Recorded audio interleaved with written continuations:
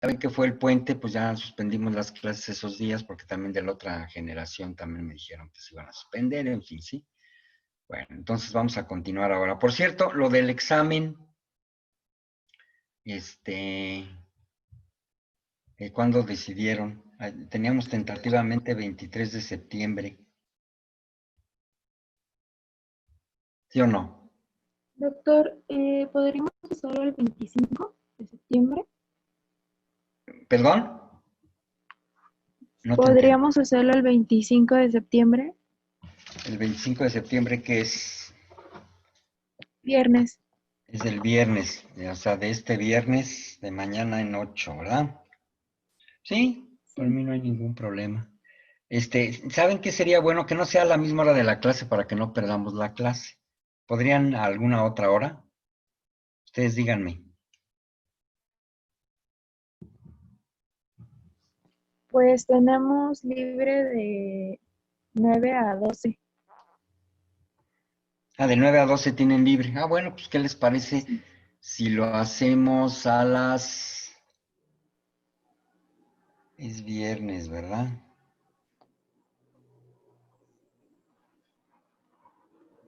Si lo hacemos a las 9. Ah, porque están terminando clase, ¿verdad? Sí. Entonces, si quieren a las 10. Ujú. 29 de septiembre a las 10 a.m. ¿Sale? ¿Ok? Entonces, ya ahora sí ya quedamos, ¿no? Sí. ¿Han tenido muchos exámenes? Ay, ni me peiné hoy. ¿Han tenido muchos exámenes? La semana pasada tuvimos de fisiopato y este viernes tenemos de patología. Bueno, ok. Sale pues entonces el 25 de septiembre a las 10 a.m. ¿Sale? Ya quedamos ahora sí. ¿De acuerdo? Bueno, Ok, sí, doctor. sale. Entonces, metalactámicos.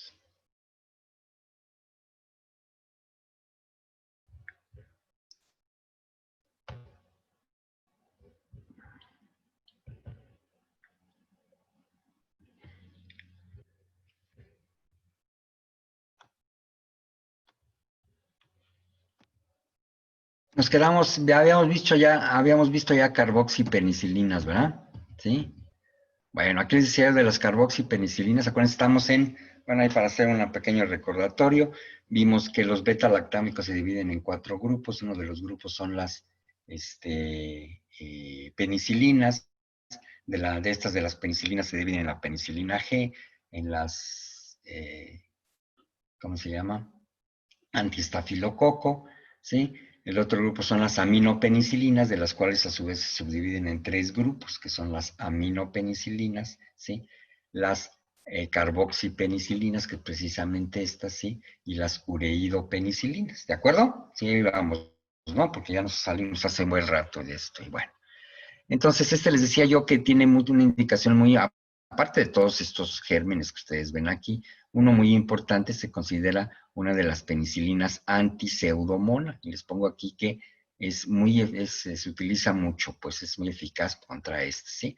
Además de que se pueden utilizar contra los anaerobios, ¿sí? Siempre y cuando tenga ácido clavulánico, que invariablemente ya todas las presentaciones de la picarcilina, que es precisamente el único de este grupo que actualmente se utiliza, ¿sí? Es muy eficaz, ¿de acuerdo? Bueno, ahí están las características farmacocinéticas, ya dijimos la hipersensibilidad, pues es lo mismo que las penicilinas, todos los beta-lactámicos, sus reacciones adversas son muy semejantes, que es cualquier reacción de hipersensibilidad, ¿sí? La colitis pseudomembranosa, debido a que tiene su esquema, pues le pega a muchos bacterias del tubo digestivo comensales comunes, ¿no?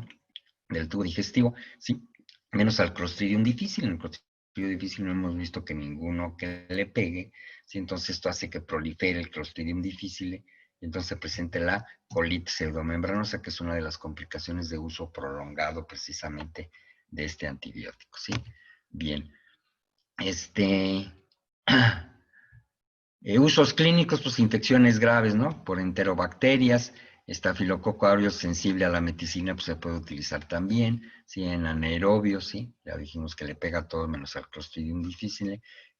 Infecciones graves intraabdominales, infecciones complicadas en la piel, en los quemados, pacientes que se infectan en forma severa en la piel, pues también este es un antibiótico que se utiliza, ¿sí? Sobre todo porque le pega al, ¿cómo se llama? Estafilococo y estreptococo, que es principalmente de las infecciones que hacen en la piel, pero también en paciente quemado pueden tener infecciones por otros gérmenes, ¿no? Entonces es un antibiótico que se utiliza mucho. También para infecciones intraabdominales, sobre todo aquellas cuando se revienta un apéndice o se perfora el colon y demás, salen todas las bacterias, la causa por la que sea, por un balazo o por una cuchillada, en fin, ¿no? Generalmente se hacen infecciones severas y es un antibiótico que de los que se eligen, esas son las situaciones. Ahí les pongo, ¿no? Las presentaciones que hay. Prácticamente siempre está asociado a ácido clavulánico, ¿sí? La ticarcilina, y ahí están las dosis del medicamento, ¿de acuerdo? Las dosis siempre se calculan sobre la ticarcilina y el ácido clavulónico, pues ya se acompaña, ya tiene la dosis correcta una vez que hagamos estos de 3 gramos, ¿no? ¿Sí? Y 0.2, por ejemplo, ¿no? Esa es la presentación. Entonces, la presentación es 200 miligramos por kilogramo por día, ¿sí? Que más o menos en un paciente adulto va a dar los 3 gramos, ¿de acuerdo? Bueno, ese es por día, ¿no? ¿Sí? Entonces, esto hay que todavía que dividir. La ampolleta viene de 3 gramos. Bien. Entonces, el otro es la ureidopenicilina, es el tercer grupo de las penicilinas de amplio espectro, ¿sí? Estas ureidopenicilinas también siempre están asociados al tazobactam. El tazobactam es un inhibidor de la beta-lactamasa y las presentaciones de este medicamento de la piperacilina, ¿sí? Generalmente ya vienen siempre con este inhibidor de la beta-lactamasa, ¿sí? Ahí vemos la sensibilidad que, bueno, pues es muy amplia, aunque yo les pongo aquí el tazobactam, bueno, pues se agregó precisamente para que el medicamento pudiera atacar, ¿no? A ese tipo de bacterias. Pero siempre viene acompañado de tazobactam. Cuando apareció la piperacilina, venía venía sin tazobactam, después se le agregó el tazobactam y bueno, lo hizo todavía más, un esquema antimicrobiano, pues mayor, ¿sí? Entonces ahí ven que es una gran cantidad de gérmenes, ¿se acuerdan? Pues son los gram positivos, gram negativos, los anaerobios, tanto gram positivos como gram negativos. Y obviamente aquí les pongo específicamente los que se escapan. El estafilococo resistente a la meticilina tampoco le va a pegar a ¿sí? El enterococo, hay en duda, ¿no? Les pongo ahí más o menos porque a veces lo llegan a utilizar, se piensa que sí, se piensa que no, en fin, eso depende del sitio donde nos encontremos. De acuerdo que les decía yo que a veces en algunas ciudades o países, sí, haya resistencia o sensibilidad. Aquí en México pienso que la mayor parte ya no es el enterococo, es resistente. El hemófilos no le pega y el Clostridium difficile de nuevo está en ese grupo. Por lo tanto, podemos suponer que se produce una colitis pseudomembranosa. ¿De acuerdo? Bueno, aquí además hay otros que no se los he puesto. Por ejemplo, todos los intracelulares, las clamidias, ¿sí? El micoplasma, ¿cómo se llama? La listeria, las riquecias, pues no les pega a ninguno de esos. Acuérdense que esos son generalmente bacterias intracelulares. Ni hablemos de la tuberculosis, lepra y nada de eso les pega. Aunque no se los pongo aquí como resistentes, ¿sí? Obviamente todos estos fármacos no les va a funcionar. Pero aquí les pongo a los que sí le pegan, pues es muy amplio. Por eso se llaman penicilinas de amplio espectro, ¿sí? Bueno. Bien, ahí tienen las características, siempre se da por vía parenteral, generalmente IV, ¿sí? Entonces no se usa por vía oral, y sus características farmacocinéticas, ¿sí? Bien. Las reacciones adversas, pues como les decía yo, no las mismas, ¿no? Las reacciones de hipersensibilidad, ¿sí? De estos sí, y la colitis pseudomembranosa y las convulsiones que se presentan a dosis muy altas, ¿sí?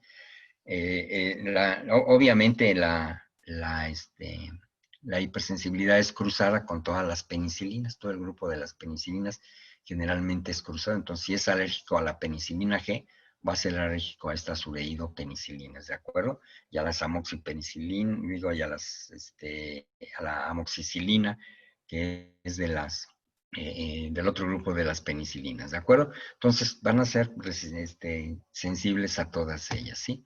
Ahí les pongo las indicaciones y sus usos clínicos también, no son infecciones graves intestinales por enterobacterias, el estafilococo, infecciones por estafilococo aureus sensibles a las meticilinas en los anaerobios. Acuérdense, cuando se perfora el colon, pues salen un montón de anaerobios también, que es parte del proceso infeccioso de la peritonitis que se presenta, que está asociada a muchas bacterias, ¿no? Les pongo ahí enterococos sensibles a la ampicilina. Aquí no me acuerdo si les hago la del enterococo. Ahí les pongo, ¿no? De la piperacilina más o menos 3 días, que en algunos libros lo van a ver que funciona, ¿no? Siempre y cuando sean sensibles a la ampicilina. Acuérdense que la ampicilina de todos los que hemos visto, el enterococo está puesto aquí. Se los pongo así específicamente porque el enterococo es una de esas bacterias que cuesta trabajo eliminar. Aquí les pongo la piperacilina, pues en algunos sitios es eficaz, sobre todo en Estados Unidos, pues ahí la literatura americana la refiere como eficaz contra el enterococo. Aquí en México cada vez es más resistente, ¿de acuerdo? Entonces, siempre y cuando sea sensible a la ampicilina, entonces llevamos dos, ¿no? La piperacilina y la ampicilina como sensibles a bacterias, ¿sí? También les pongo pseudomona, también se utiliza. Les pongo aquí, ¿no? La sensibilidad, aquí está la pseudomona. Es menos eficaz, pero funciona. Les decía yo que la ticarcilina es más eficaz todavía contra la pseudomona, ¿no? Que es otro de esos bichos intrahospitalarios que causa muchos problemas para poderlo eliminar porque no muchos antibióticos le pegan, ¿sí? En la fascitis necrosante, ¿sí? Por estafilococo aureus, ¿sí? Y por estreptococo beta hemolítico del grupo A, ¿no? Anaerobios y gram negativos. Entonces, tiene un esquema muy amplio. Generalmente todas estas son infecciones graves, son antibióticos que existen nada más en forma intrahospitalaria, ¿sí? Porque no hay presentaciones orales, no se absorben por vía oral, se destruyen.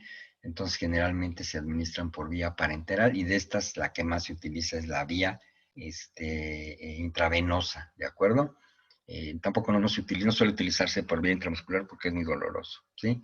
Bueno, entonces ahí está el otro de estos medicamentos. Ahí tienen la presentación, que es el tazocin, que es piperacilina más tazobactam. Viene ya acompañado con esto, y ahí están las dosis que generalmente se dan por vía IV, ¿no? Les decía yo que de las penicilinas de amplio espectro, las aminopenicilinas son las únicas que se pueden utilizar por vía oral, ¿de acuerdo? Estas, tanto las carboxipenicilinas como las oridopenicilinas, nada más se utilizan por vía, ¿cómo se llama? Eh, por vía parenteral, ¿de acuerdo? Bueno, entonces ahí están este grupo de fármacos, ¿sí? Y vamos a entrar con las cefalosporinas. Este también es un beta-lactámico, ¿sí? Pero es un medicamento que, ¿cómo se llama? Es un beta-lactámico, pero tiene otras características. Es beta-lactámico, pertenece tiene un anillo diferente. La industria farmacéutica pues empezó a crear diferentes tipos de anillos, ¿sí? Además, no, no lo creó en la industria farmacéutica, sino que fue obtenido precisamente de algunos otros hongos, ¿sí?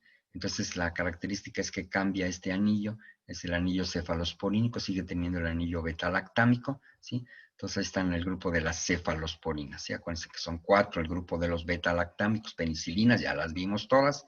Las cefalosporinas vamos a ver que es un grupo muy amplio y muy utilizado, ¿sí? Los monobactam, ¿sí? Y finalmente los carbapenem, que vamos a seguir viendo. Bueno, entonces aquí una cosa muy importante es que ninguna de las cefalosporinas le pega ni a la listeria ni al enterococo, entonces esto hay que tenerlo en cuenta, ¿sí?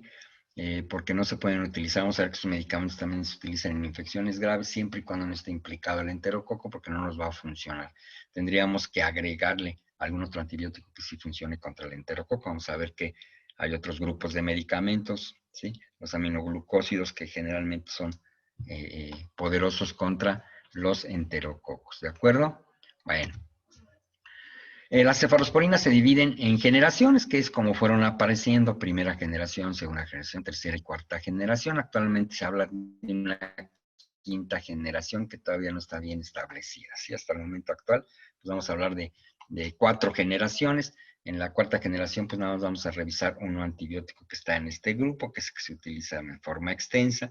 Y de los otros 3, pues sí se utilizan mucho, ¿no? A ver, que son antibióticos que se pueden emplear por vía oral, otros no se pueden emplear por vía oral, nada más por vía sistémica, otros pueden utilizarse por vía M o vía IV, ¿sí? Entonces es complicado. Este grupo es un grupo de antibióticos que es complicado porque son muchos antibióticos con nombres muy semejantes que se nos hacen bolas, ¿sí?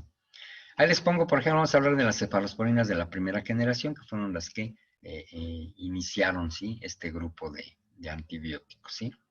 Entonces les pongo ahí en amarillito, aquí cerrado en este cuadrito, las más utilizadas aquí en México, que es la cefalotina, cefalexina, cefasolina, cefradina y cefapirina, ¿sí?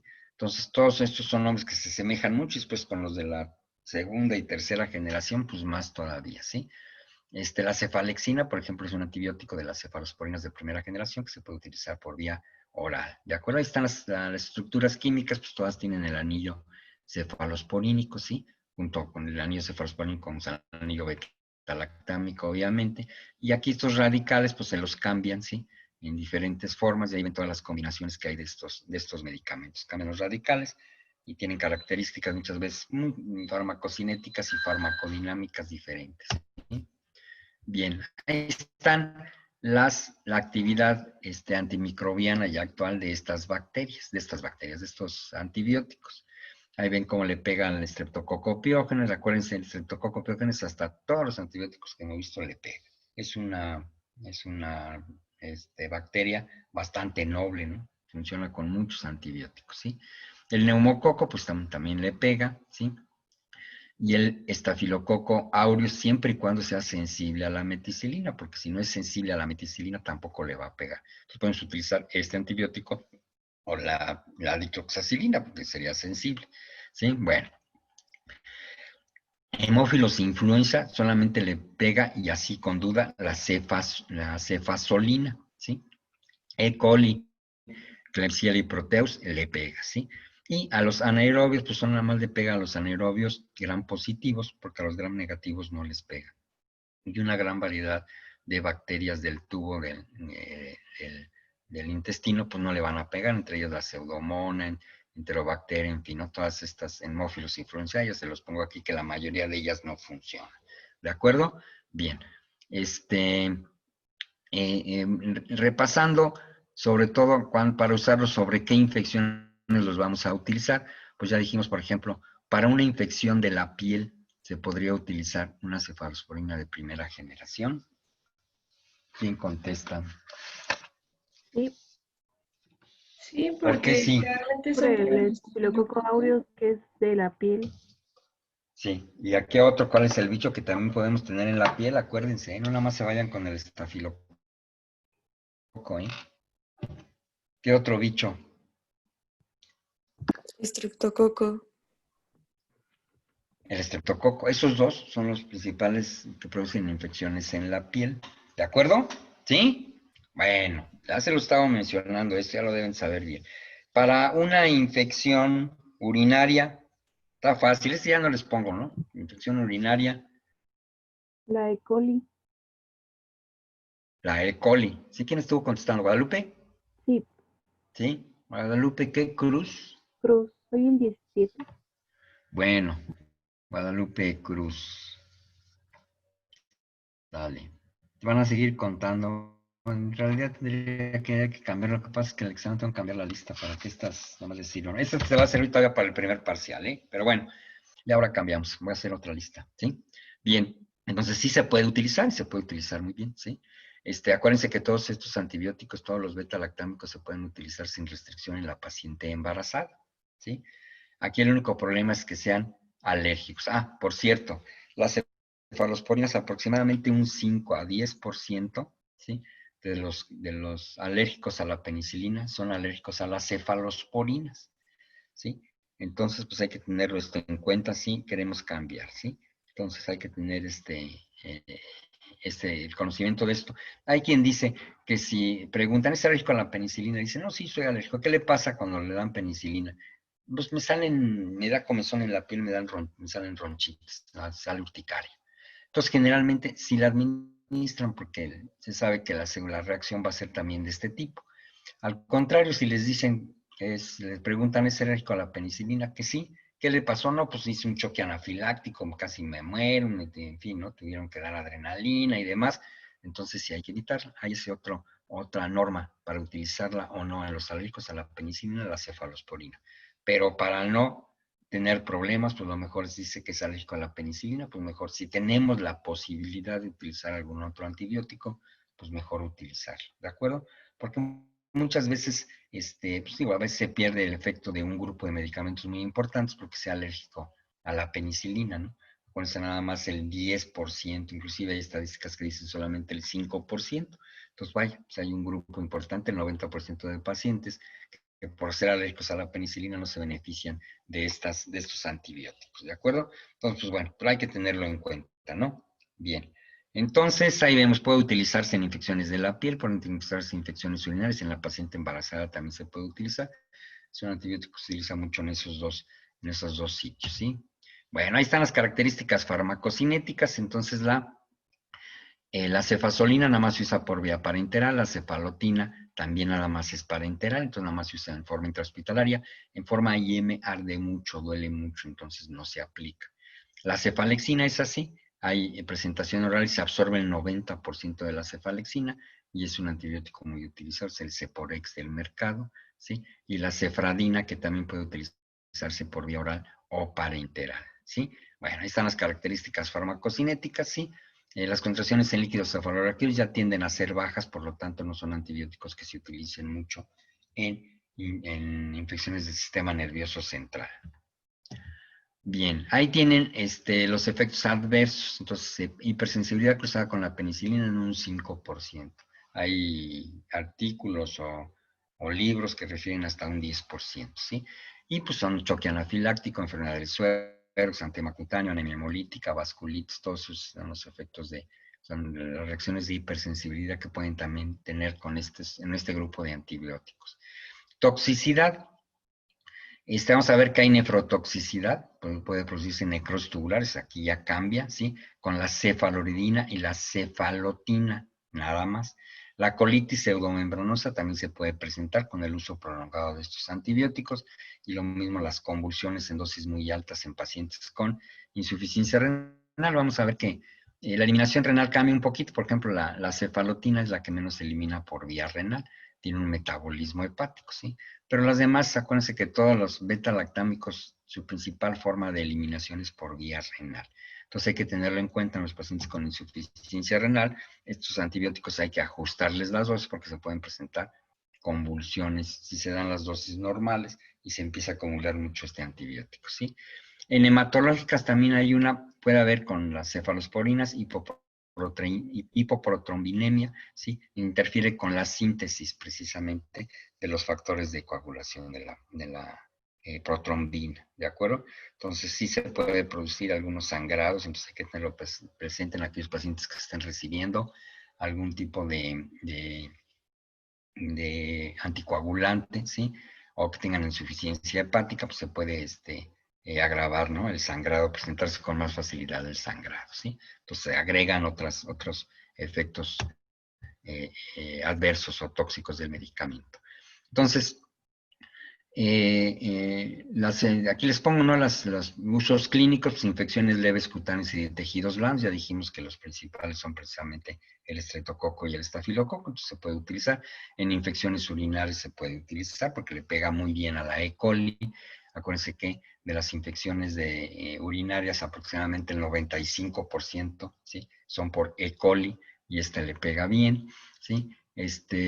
Y profilaxis quirúrgica. Hay médicos que utilizan antes de una operación que se va a abrir la piel y lo que sea, darles la cefazolina, en fin, ¿no? Por vía IM o IV, ¿no?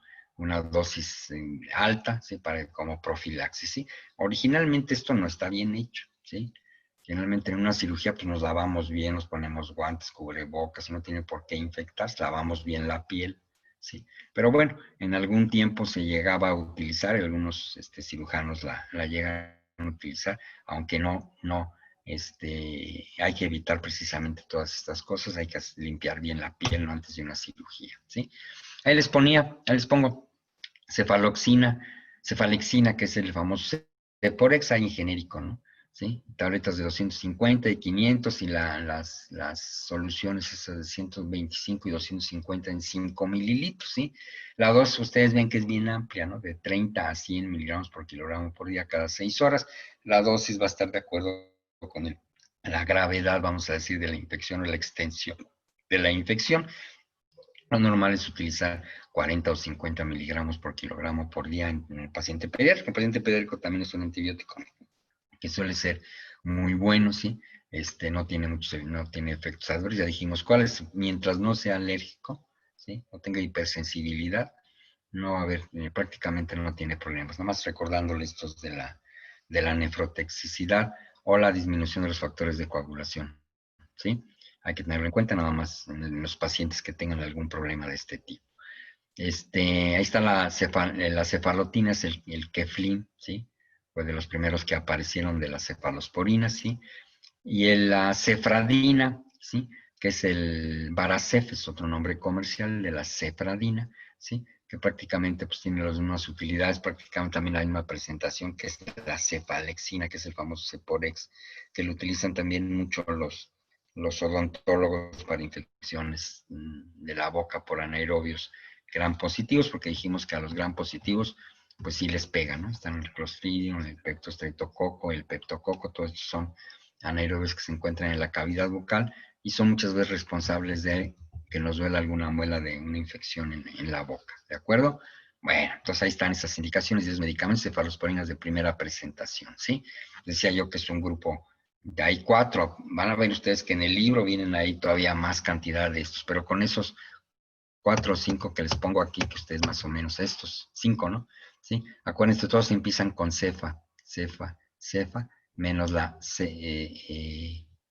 ¿cómo se llama? Con cefa menos la cefradina, ¿no? Es la única que, acuérdense, ¿no? Para que los recuerden que son los de primera generación, ¿sí? Van a ver que se van a hacer bolas. El problema de este segundo parcial es toda la cantidad de medicamentos y antibióticos que vemos, ¿sí? Bueno. La cefalosporina de segunda generación, aquí también empiezan con, aquí tenemos el cefaclor, ¿sí? La cefoxitina, la cefuroxima y el cefamendol, ¿sí? Entonces, bueno, también empieza a complicarse esto un poquito con los nombres, ¿sí? Entonces, bueno, son los de segunda generación, ¿sí? Muy utilizado el cefaclor. Aquí les pongo unos cefoxitina, ¿sí? Que es un medicamento que aquí en México no hay, pero lo van a ver mucho en literatura americana, que lo utilizan mucho los americanos para tratar de infecciones por anaerobios, ¿sí? Bueno, es la cefoxitina, que ahorita les explico. Aquí tienen el esquema antibacteriano, sí, es mucho más extenso. Si ustedes ven, se agrega, ¿sí? Muchos más bacterias gram negativas, ¿sí? Solamente uno, la cefoxitina, les decía yo que aquí en México no hay, pero en Estados sí hay, le pega a todos los anaerobios, entonces en Estados Unidos la utilizan mucho para tratar infecciones en las cuales se sospecha o se haya o se piense, ¿no? Que es por anaerobios, ¿sí? Pero aquí en México no la tenemos, este antibiótico no lo tenemos, ¿sí? Entonces, bueno, ahí les pongo, ¿no? El estafilococo aureus sensible a la meticilina, ya aquí empieza a haber dudas, ¿sí? Hay literatura que dice que sí funciona, otros que dicen que no funciona. Si aquí en México empiezo a ver que ya empieza a ser resistente al estafilococo, ¿sí? Entonces, pues bueno, ahí les pongo que hay todavía esa duda, ¿no? El hemófilos influenza, pues sí le pega la cefuroxima, la moraxella catarralis, la cefuroxima. Como le pega a estos dos y le pega al estreptococo, al neumococo, ¿sí? Es un medicamento que se empieza a utilizar en infecciones de oído y paranasales, porque dijimos que cuáles son los principales bacterias que producen las otitis media, por ejemplo, en los niños, y las sinusitis bacterianas en adultos y niños. ¿Cuáles son? ¿Cuáles dijimos que son los bichos? ¿Alguien se acuerda? ¿Nadie? Haemophilus influenzae.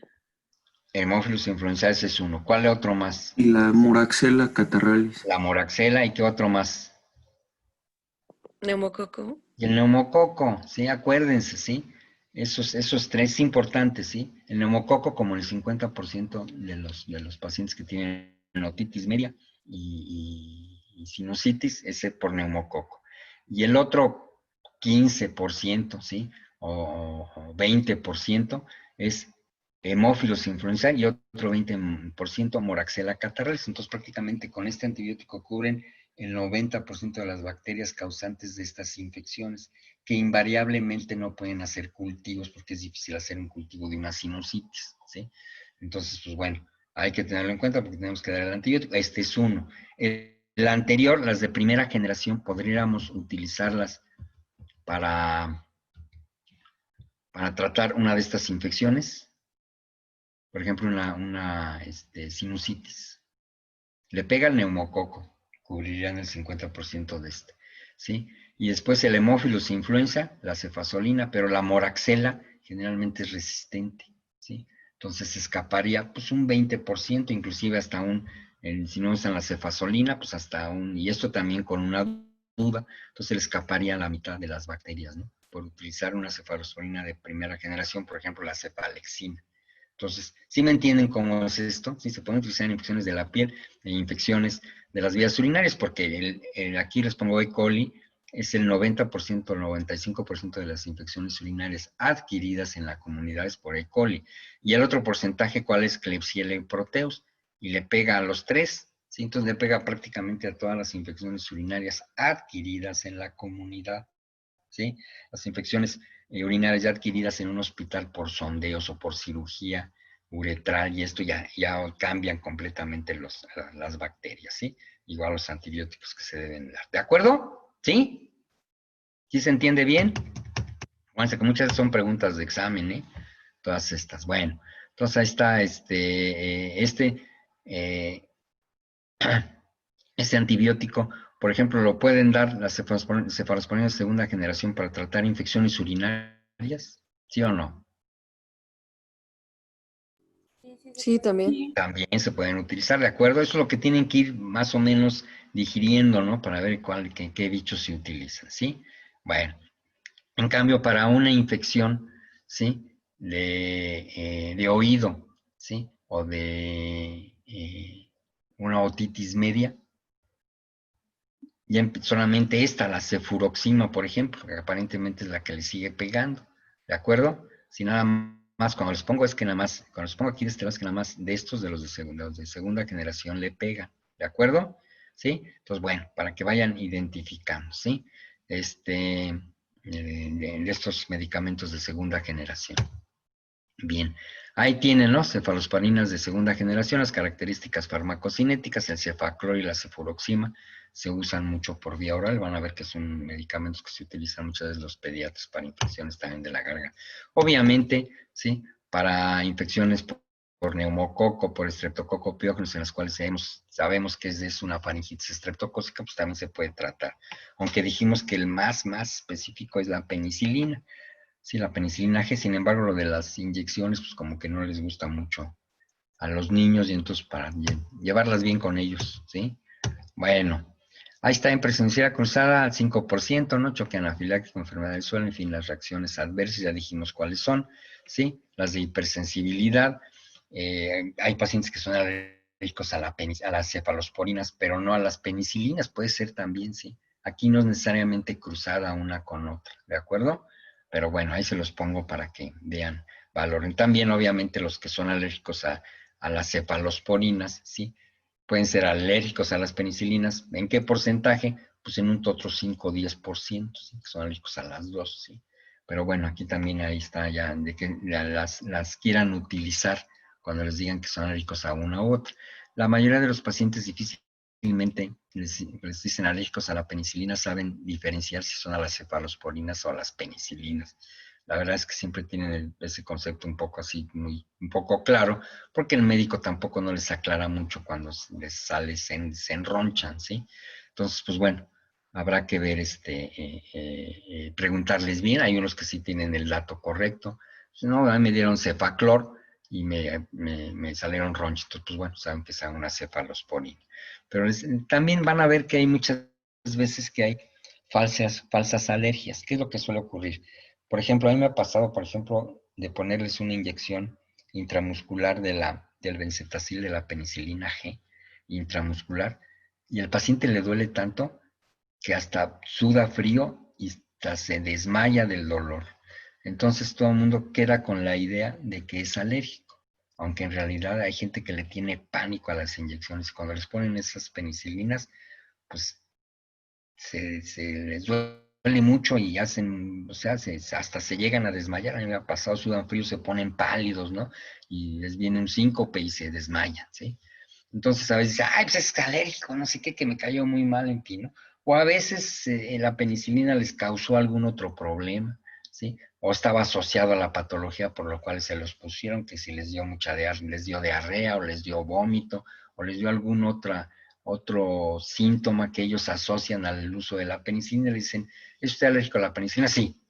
Sí, me pongo muy mal cuando me ponen penicilina. Entonces a veces hay que preguntar, bueno, ¿qué es eso de que se pone mal? No, pues me duele mucho la cabeza y me da mucha diarrea o me da mucho vómito. Entonces no es alergia, ¿no? Pero muchas veces decir, bueno, ya si dijo, mejor lo evito. Y si tengo la posibilidad de dar algún otro antibiótico, pues mejor lo doy. Van a ver que hay muchos otros, ¿no? Que no tienen nada que ver con no son beta-lactámicos y obviamente pues no tienen por qué ser alérgicos. ¿De acuerdo? ¿Sí? ¿Preguntas, dudas? ¿No? No, doctor. ¿Todo bien? ¿Sí? Acuérdense de preguntar porque después siento que ni están ahí, ¿sí? Con esto del Zoom no sé, ni los veo bien ni nada. Bien. Entonces ahí les pongo, ¿no? Las cefalosporinas, ¿no? De usos clínicos, digamos que algunas sí. La cefuroxima, por ejemplo, se puede usar. Aquí les pongo, ¿no? En pediatría van a ver que obviamente, y si alguien van a ver que el niño el paciente pediátrico es a veces complicado de hacer semiología, van ustedes a ver. Pero por ejemplo, esto suele ser muy típico, ¿no? Del paciente que le duele la oreja, pues trae una otitis, habrá que revisarle los oídos, ¿sí? Con su otoscopio, ¿sí? Entonces es lo que se utiliza, es digamos, la cefuroxima, ¿sí? Es de los que les pega, ¿no? ¿Sí? La cefuroxima le pega a la Moraxella catarrhalis y al Haemophilus influenzae, se puede utilizar. Es el único de la segunda generación que funciona, lo usan mucho los pediatras. Y la sinusitis, ¿no? Que es el dolor generalmente después de una infección viral, ¿sí? Si la infección viral generalmente pues, puede producir una rinofaringitis o rinosinusitis aguda, generalmente pasa en 5 o 7 días, ¿no? ¿Sí? La infección viral, si persiste por 2 semanas, 3 semanas, pues lo más seguro es que se haya hecho bacteriana, ¿no? Se complica con una bacteriana, ¿sí? Entonces, pues obviamente en este caso sí hay que dar antibióticos, se caracteriza por cefalea, dolor en la frente, cuando bajamos la cabeza, cuando movemos. Bueno, ya lo verán allá, ¿sí? Bueno, entonces se puede utilizar porque le pega. Les pongo aquí bronquitis aguda, ¿sí? Se van a encontrar también con muchos pacientes con EPOC, ¿sí? Los pacientes con EPOC pues pueden infectarse porque no eliminan bien las secreciones, o sea, tienen la tos, pero los cilios no funcionan bien, acumulan mucho moco en las vías respiratorias, ¿sí? Y esto ocasiona que se puedan infectar con facilidad. Las infecciones pulmonares de los pacientes con EPOC, ¿cuáles son los principales bichos? A ver quién me dice. Los causacelos, ya se los mencioné. ¿Cuáles son los principales bichos de una infección pulmonar que hay que pensar, ¿no? Que hay que pensar en un paciente que tiene EPOC, que fumó o fuma, ¿sí? Y que adquiere una infección de tipo bacteriana, puede adquirirla viral, ¿no? Pero si es bacteriana, ¿cuáles son los bichos más frecuentes? ¿Lo saben? ¿El neumococo? El neumococo 1. ¿Cuál otro? Son 3 también que les decía. Los mismos 3, el hemófilos y la moraxela. Van a ver, clínicas van a ver. Entonces, este es el cefuroxima, es otro antibiótico que se puede utilizar. Por ejemplo, les pongo ahí las bronquitis aguda, que es precisamente en estos pacientes. Puede ser en niños, el término de bronquitis aguda a veces no lo aceptan muchos médicos, ¿no? Pero bueno, en el paciente es una bronconeumonía, más bien, ¿no? Porque es difícil que nada más estén los bronquios afectados, generalmente participan también otros sitios, ¿no? El pulmón propiamente dicho, ¿sí? Pero bueno, muchas de las manifestaciones son que hay secreciones al respirar, mucha tos, expectoración purulenta, en fin, ¿no? Esto quiere decir que ya es una infección bacteriana y esto lo van a ver muy frecuente en los pacientes con EPOC, ¿sí? Y estos los causantes son el neumococo, la moraxela y el Haemophilus influenza, igual que la sinusitis y las otitis, ¿sí? En otras edades, ¿no? Los bichos que más se van a encontrar. Entonces, todos los antibióticos, cuando se elige un antibiótico para tratar una infección respiratoria bacteriana en un paciente con EPOC, se utilizan medicamentos que le peguen al neumococo, a la moraxela y al Haemophilus influenza. ¿De acuerdo? ¿Sí? Bueno, entonces otitis, infección de vías urinarias o infecciones locales de tejidos blandos, pues también se pueden utilizar porque también le pegan, ¿no? Le pega al estafilococo, ¿sí? Aquí se los pongo en interrogación, pero todavía algunos, la cefuroxima seguramente sí le pega, ¿sí? Y los estreptococopiógenes, ¿sí? Entonces depende también de infecciones cutáneas, pues también se puede utilizar. ¿De acuerdo? ¿Sí? Ahí están las presentaciones, es el cefaclor, que es el Ceclor, ese es muy popular.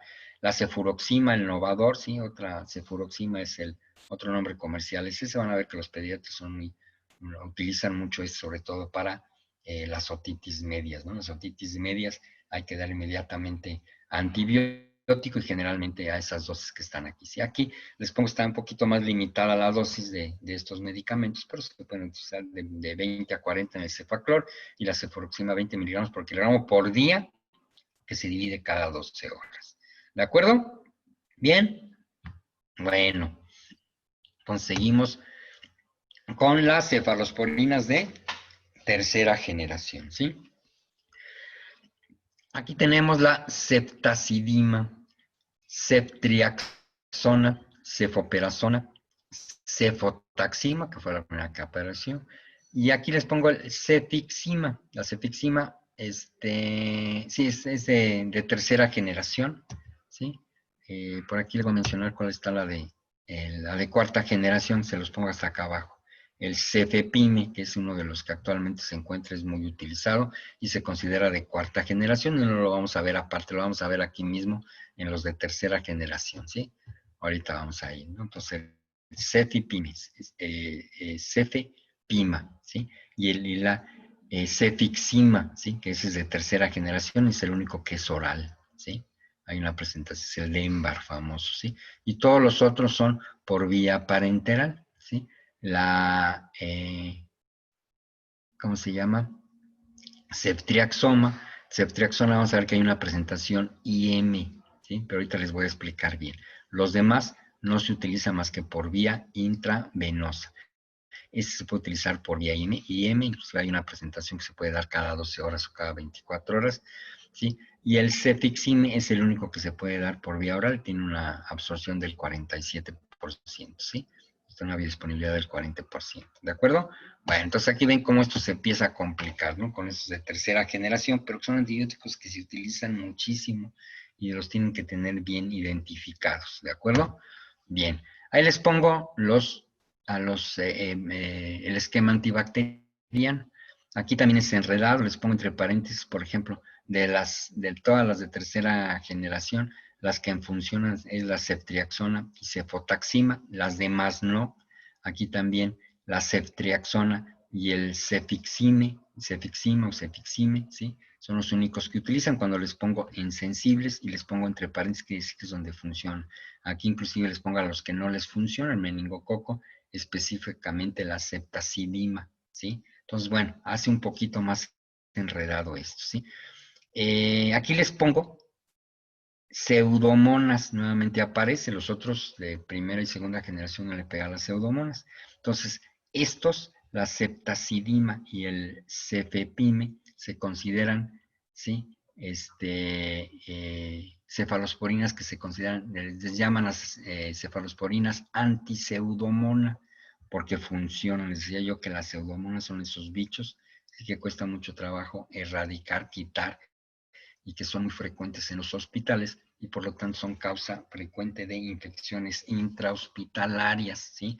Entonces también hay que saber identificar precisamente los antibióticos que les pegan, ¿sí? Ya mencionamos las penicilinas antiseudomonas, ¿sí? Y estas serían las cefalosporinas antiseudomona, ¿sí? Que hay que saberlas identificar, ¿sí? Puedo hacer a veces, muchas veces hago preguntas de examen de esto, porque es lo importante de todo esto, ¿sí? Que más o menos identifiquen. Es problemático, pero bueno, ¿sí?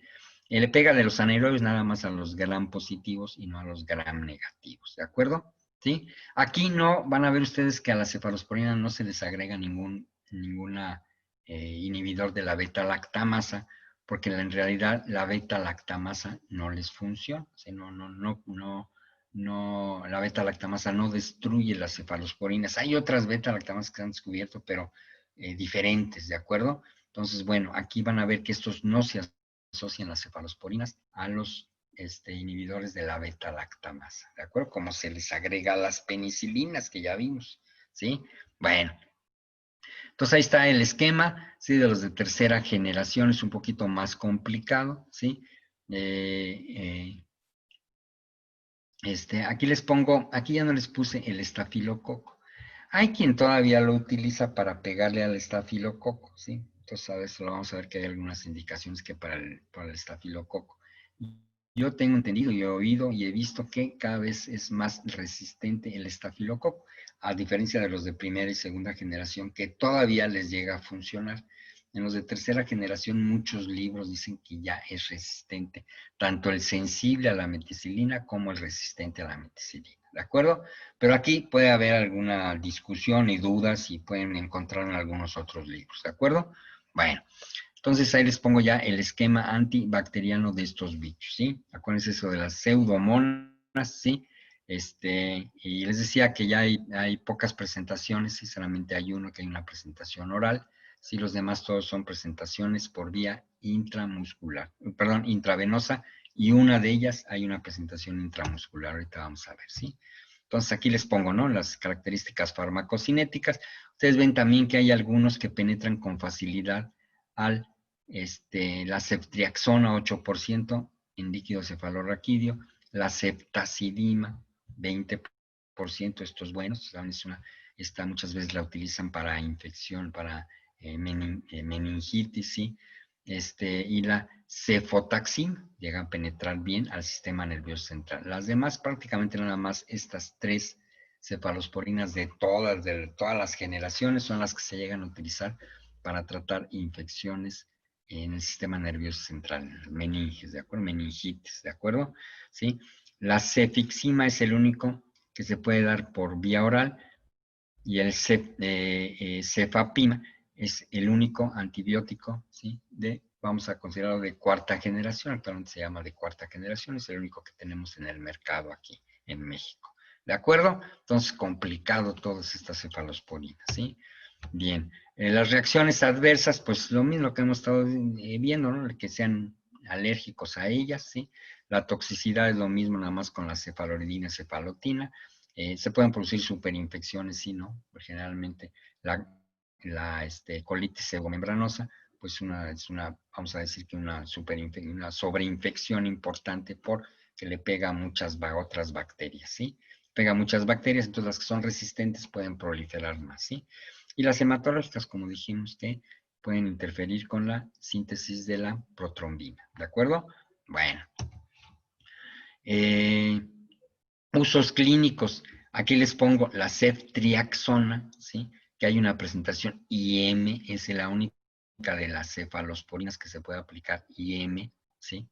Inclusive se puede aplicar IM porque viene asociado con a todos estos medicamentos, todos estos que hemos visto, las penicilinas, los beta-lactámicos, vienen leofilizados. ¿Saben lo que significa leofilizados? ¿Sí o no? No, doctor. ¿No? Leofilizados que vienen desecados, ¿sí? Esto quiere decir que hay que agregarles agua, ¿sí? Antes de aplicarlos. Esos leofilizados vienen desecados, ¿sí? Porque si vinieran en forma líquida, se van desnaturalizando, Entonces tienen que venir en forma leofilizada, ¿sí? Entonces, eso es prácticamente todos estos vienen. Si alguno que otro no, pero la mayoría de las cefalosporinas vienen de esta forma, entonces hay que agregarles agua. Vienen en forma de polvo, pues sí. Vienen en polvo y hay que agregarles agua, ¿sí? Para hacer la disolución, ¿de acuerdo? Bueno, entonces, la ceftriaxona, pues todos sus medicamentos vienen de esta forma, entonces hay la presentación IV, ¿sí? En la presentación IV o IM, esto hay que tener la diferencia porque en la presentación que es IM, la ampolleta que lo disuelve viene con lidocaína al 1%, ¿sí? 5 mililitros, ¿sí? Entonces, obviamente, esta no se puede aplicar por vía IV, sobre todo en los niños, porque en los niños esos 50 miligramos pueden resultarles tóxicos, ¿sí? Entonces, no hay que hacer la confusión y viene muy claro y con rojo muchas veces la presentación que es IM o IV. Entonces, cuando se va a poner ceftriaxona, hay que revisar que sea IV o IM, ¿sí? La IV sí se puede aplicar IM, pero le va a doler mucho, porque todos estos antibióticos, los beta-lactámicos IM, duelen mucho, arden mucho. Entonces hay que evitar ponerlos intramuscular, ¿sí? A excepción de esta que viene acompañado de lidocaína, la ceftriaxona. Y es muy popular porque muchas veces se utiliza en el paciente ambulatorio al poderse administrar por vía IV, pues se le manda 1 o 2 ampolletas al día de ceftriaxona para tratar una infección. Por ejemplo, la gonorrea, actualmente el tratamiento es una sola dosis de ceftriaxona, ¿sí? Hay de 500 o de 1000 miligramos. Se dice que con 250 miligramos es más que suficiente. Pero bueno, pues se le aplican los 500 o los 1000 miligramos IM en una sola dosis, trata la gonorrea. Y este es el tratamiento actual que hay aquí en México para tratar la gonorrea, es con la ceftriaxona, por eso se los menciono. Una aplicación IM de este antibiótico, ¿de acuerdo? De cefalosporina de tercera generación. Se puede utilizar en las pielonefritis, en algunas neumonías, infecciones intraabdominales combinadas con metronidazol. Van a ver que las cefalosporinas en infecciones abdominales se combinan. ¿Por qué con metronidazol? Porque el metronidazol le pega a todos los anaerobios. Así que el metronidazol es un antiparasitario, pero también funciona como antibiótico. Y es un excelente antibiótico para gérmenes anaerobios gram positivos o gram negativos. Lo vamos a ver más adelante. Entonces, muchas veces se combinan, ¿sí? En meningitis, pues ya vimos las cefalosporinas que penetran bien al sistema nervioso central, ¿sí? Las meninges, ¿sí? O sea, la barrera hematoencefálica penetran, bueno, entonces se utilizan en muchas meningitis. En la osteomelitis, aquellos que sean sensibles a los estafilococos. Les decía que hay aquí mucha duda. Todavía se van a encontrar mucha literatura americana en el cual siguen utilizando las cefalosporinas de tercera generación en osteomelitis por estafilococo, que es lo frecuente, ¿sí? Aquí en México cada vez es más resistente, entonces hay que tenerlo en cuenta, ¿sí? Pero bueno, se los pongo acá ya cuando vean clínicas, pues ya decidirán ustedes, ¿sí?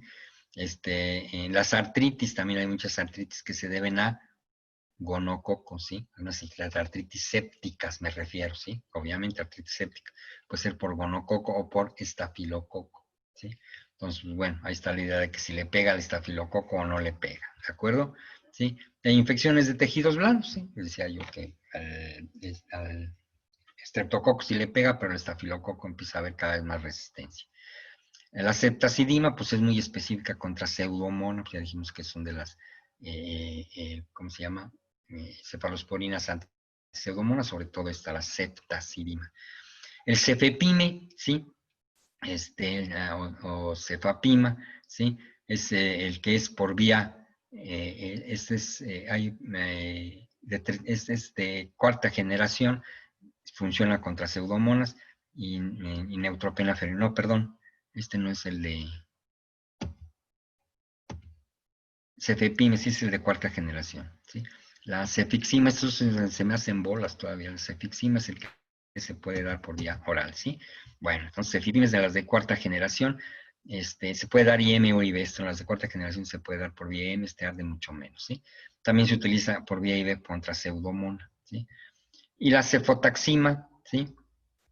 Pielonefritis, neumonía, en fin, ¿no? Todas estas que son muy semejantes a la ceftriaxona, ¿sí? Entonces tiene varias indicaciones, tiene algunas indicaciones específicas, muchos de estos antibióticos, ¿sí? Decía yo, muy importante, como médicos generales, es el que se utiliza mucho para la gonorrea. Y la mayoría de los otros, pues se utilizan para pacientes que se encuentran hospitalizados, ¿sí? Bien, ahí están las presentaciones, ¿no? De la cefotaxima, estos son nada más puras ampolletas. La ceftriaxona, que es el Rosefin, y muchos otros nombres, está en genérico también, ceftriaxona. Viene IM o IV y hay que hacer la diferencia porque el de vía IM, ¿sí? Con ese diluyente, con la lidocaína, no se puede aplicar por vía IV. Claro, nosotros podemos agarrar el frasquito, ¿sí? De la ceftriaxona IM y diluirlo con otra ampolleta, ¿sí? O diluirlo con una solución salina y lo podemos aplicar por vía IV. Pues claro, sí lo podemos aplicar por vía IV, porque lo que hay que evitar es precisamente la ampolleta de lidocaína, que son 5 mililitros, se vienen 50 miligramos, ¿sí? De lidocaína, entonces hay que tenerlo en cuenta. La mayoría de las veces en un adulto esta dosis pues no le va a causar nada. ¿Se acuerdan que habíamos visto que se puede poner la lidocaína IV directo, por ejemplo, como antiarrítmicos, ¿sí? Pero en un niño pequeño, ¿sí? Este error sí puede causar problemas. Entonces siempre hay que tenerlo en cuenta porque son 50 miligramos. Entonces es un niño, sobre todo en los resolución, ¿sí? Vienen polletas de 500 o 1000 miligramos. ¿Me siguen escuchando? ¿Sí? Que la conexión de internet está inestable, dice. Bueno. Se escucha muy cortado, doctor. Bien. Sí están todos, ¿verdad? Sí me escuchan, ¿verdad? Bueno. Sí, doctor, pero se escuchó ¿Ninguna? cortado. ¿Todo bien? Se cortó Sí, es que un como poco, que se pero- cortó la conexión. Sí, sí, algo pasó ahí con el internet. Bueno, ahí estamos ya, ¿no? Bien. ¿Qué otra cosa? Pues aquí están las dosis, ¿sí? La cefixima, es el Denbar, es una presentación, la única presentación de las de tercera generación que se puede dar por vía oral. Se utilizan en muchas infecciones, no vamos ya a hablar más de ellas, ¿sí? Y el de cuarta generación, ¿sí?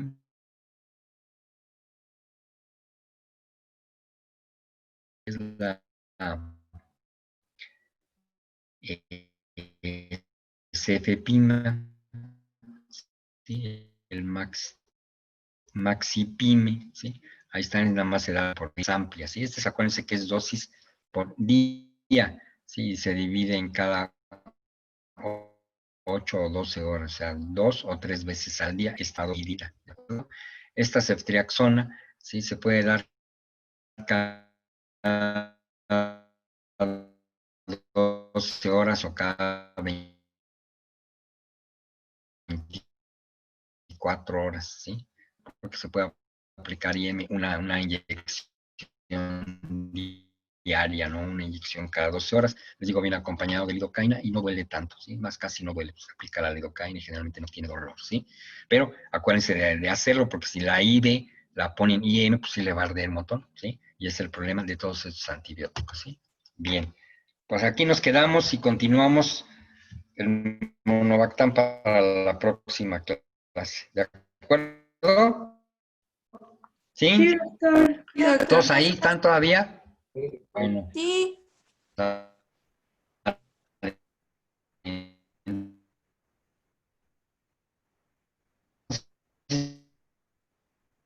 Ya quedamos el examen, ya quedamos con el examen, ¿sí? Nos vemos mañana para terminar con esto y empezar con otro probiótico. ¿De acuerdo? Bien. Nos vemos mañana. Gracias, doctor. Gracias, doctor. Gracias. Gracias.